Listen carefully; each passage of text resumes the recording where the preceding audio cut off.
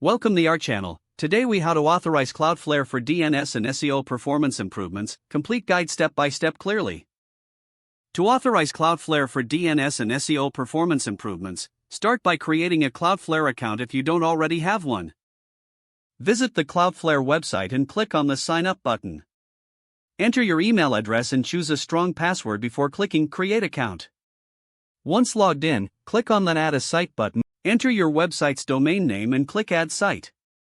Select a Cloudflare plan that best fits your needs, then click Confirm Plan. Cloudflare. Once the scan is complete, review the DNS records to ensure they match your current settings. Make any necessary modifications before proceeding, then click Continue. Next, Cloudflare will provide you with new name servers. Log into your domain registrar's website where your current DNS is managed. Replace your existing name servers with the ones provided by Cloudflare. After updating the name servers, return to your Cloudflare dashboard and click Done, check name servers.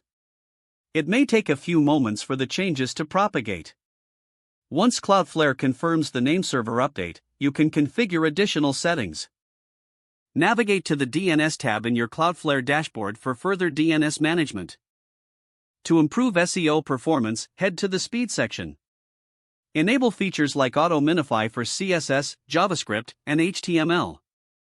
Consider enabling Brotli compression for faster load times. Proceed to the caching section and set the caching level to standard or aggressive for optimal performance.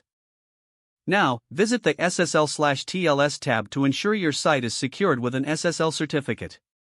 Select the Full or Full, Strict option for encryption. To enhance your website's SEO, check the Network tab settings. Turn on HTTP/2 to boost loading speeds. Finally, monitor the performance and analytics sections in Cloudflare. This will help you track improvements in your website's speed and SEO metrics over time. If the page does not load, refresh the browser or try again in a private or incognito window. Make sure you are using the correct email address, then retype it carefully to avoid small typos. If your password is not accepted, use the Reset option and create a new strong password you can remember. Check your spam folder for verification or security emails, then complete any requested confirmation steps.